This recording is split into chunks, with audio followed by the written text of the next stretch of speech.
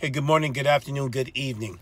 Hey, I'm here just watching a video on Pastor Dow talking about community living and just talking about why people get concerned about how the government try to scare you. Hey, I just want to let you know, even with my situation, with great means, if that's what people want to say, I think community living is for the great and the small. I was just thinking about just with my, the testimony of my testimony and just the trial, the breakdown in my marriage, and just thinking about, man, if I lived on a community like a biblical community, like Straightway Ministry, Straightway Truth, like in Tennessee and all the other places they have, I don't think that my family would have.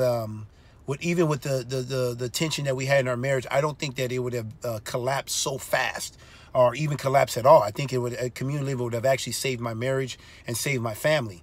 And but because we weren't in a community, we were vulnerable to the attacks. It's kind of like being out in the wilderness, and the wolf can just take you out, just sing you out. So I'm just gonna go through here Acts 2, but I'm gonna slow it down and break it down and tell you what I mean in correlation with my situation. I was talking to a lady. She was saying that if you don't get a marriage license, how do you put your wife on? How you do insurance or things like that? I can't afford to just pay out of pocket. I don't got a lot of money. I said, well, live in a community, you wouldn't have to worry about that. And she said, well, he said, that's not for everybody. I said, well, you're right. It's not for everybody. It's for Yah's people, I guess, for true Israelites.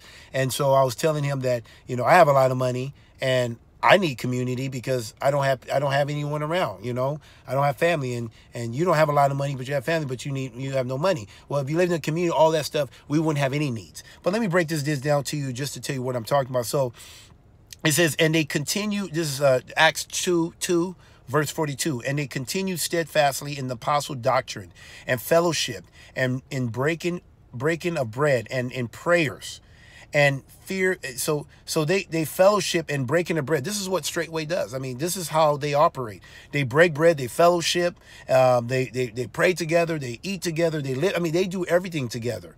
I mean, everybody have their own little house or trailers or different place like that. But when they eat together, eat breakfast and I think lunch or dinner together. And they have a lot in common.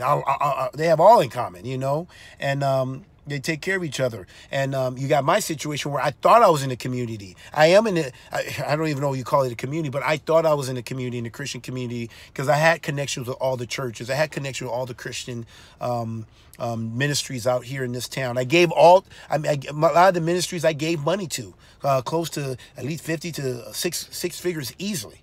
And you think that, I'm one of them, right? And when I was in my situation, it was so easy to cut me off, and it was easy to ignore me, because I just go back to my big mansion, I guess, and go back to my big mansion by myself, isolated from the world.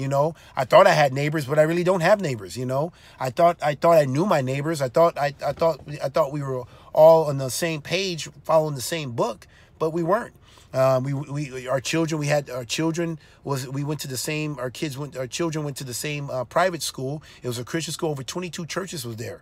And you think we had that in common, but even that, it was just that one thing we had in common. Other than that, we had nothing in common, And even there, I was a board member of the school, a board member. And even there, I got let go. I had to step down because of my situation with my wife, and and there I was just isolated so quickly. It didn't take much. But if you lived in a community going through that same situation, it would be harder to just ignore somebody. You have to deal with them. You have to, do what the law says to do to handle situation. You have to do a Matthew 18 before you just excommunicate somebody, and that wouldn't even be easy. But let me keep reading. It says in verse 43, it says, and fear came upon every soul, and many wonders and signs were done by the apostles, and all that believed were together. All that believed were together, and had all things common. This is what I'm talking about. They had all things common. In Christianity, you don't have all things in common. You just go to church on Sunday, and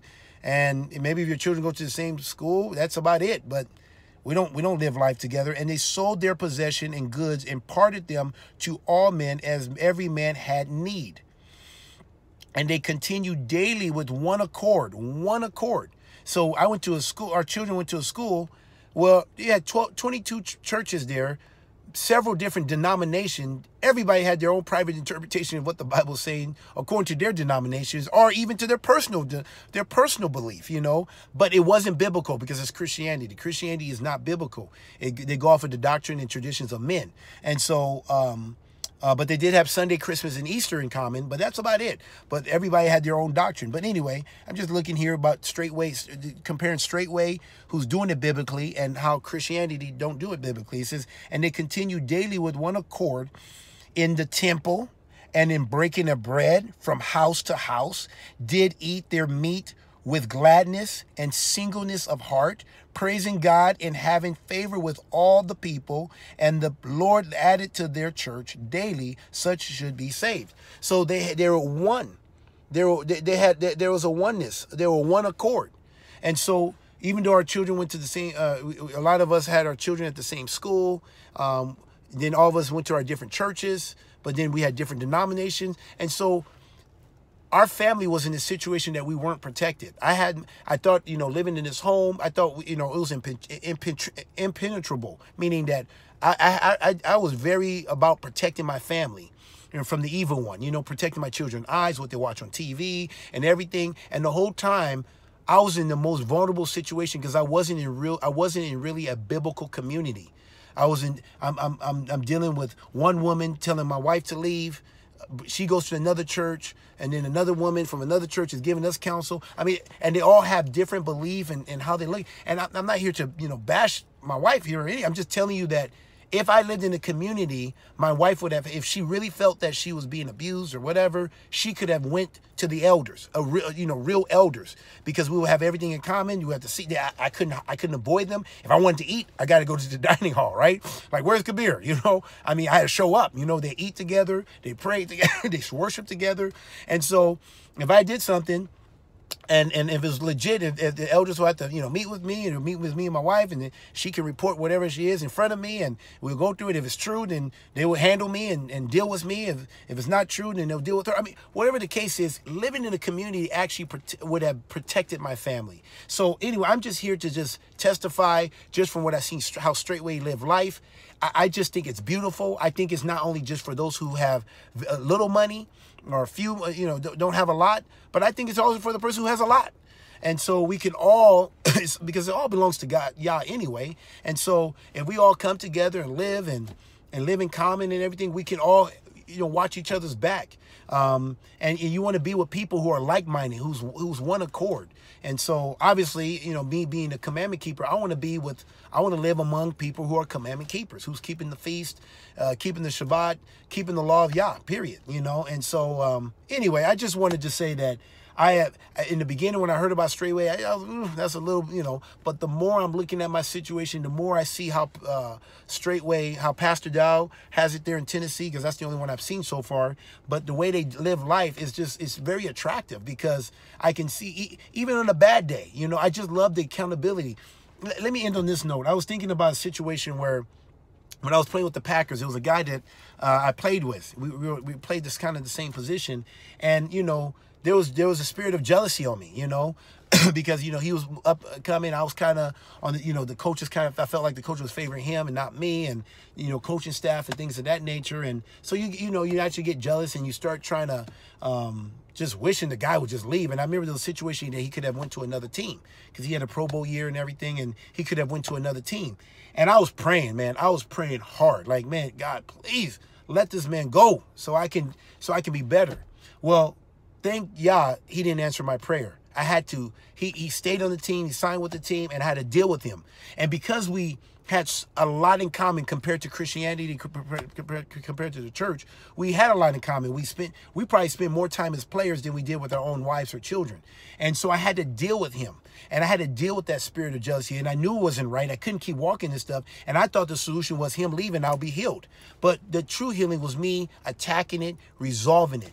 And so I remember, you know, giving my seat up to this player. You know, I had a seat that he always tried to get, because I was the guy at the time. And so I gave up the seat, just trying to practice humility. And then I remember there was things that I knew in the game that would give me a tip off when the ball was snapped, that it was an edge for me, so that when I'm out there, I can get to the quarterback. But I wasn't getting a lot of playing time. And I remember a guy challenged me and said that, hey, but that's your teammate. If you know something that can help the team win, why are you keeping that to yourself? And I was challenged. And so I remember, you know, when he was out there, I was cheering him on and said, hey, you know, giving him my trade secrets. Hey, this is when the ball's gonna be said, watch out for this, okay? And watch your back. And, you know, here watching him. And the more that I kept on rooting for him and wanting him to succeed, the more I became free from the spirit of jealousy, because I genuinely wanted him to do well. And that's how I was able to overcome the spirit of jealousy, because one, I had to deal with it, and me knowing the word, I kept on being convicted. Every time I saw him, I start manifesting. And so because he was in my circle, because I had to see him every day, because I had to deal with him every day, it forced me, it helped me to be a better man of Yah. And I think community living does that. I feel like in Christianity, you live in your little silos and you can go back and live life, and you can do whatever you want. No one's going to keep you accountable. You can hide. If you don't feel like going to church, you don't even show up. No one's going to come to your house to see you. Some people don't know where you live, you know. And so, but in community living, you can't hide. You got to deal with people. So anyway, I just really think that community living is for the great and small. And I think it's good for the family unit. It keeps the family together. It keeps the oneness. It keeps us being better followers of Jesus Christ. We can really follow Jesus Christ. We're going to have people keeping us accountable. So anyway, I'm looking forward that when this divorce is all over and things are settled down, I'm looking forward to eventually trying to move towards a community somewhere. Either start one here in Green Bay or in this area, not necessarily Green Bay, but somewhere out of the city, or, you know, somewhere. So anyway, I just want to just testify that I think that from my experience, I mean, I live in a big home, and you'll think like, man, it's nice, but it's lonely. It is lonely. It's lonely. And I think Yah created us to have fellowship, to be with people. And especially experiencing this type of loss of losing a wife and the children all at once, it is lonely. And, you know, I look forward to Shabbat, because that's when I get to be around brothers and sisters in Christ, and we get to worship together, we get to feast together, we literally eat together and sleep together, play games together, you know, after the Shabbat is over. And so anyway, I just wanted to let you know, I think that community living is for those who are truly in Christ Jesus. And so I just wanted to give my testimony. Tell me what you think. I just want to stimulate thought. But I'm pretty stoked about this community living, and just see what you guys think about that. And this is all in Acts chapter 2, towards the end of the chapter. So tell me what you think. Shabbat, shalom, shalom.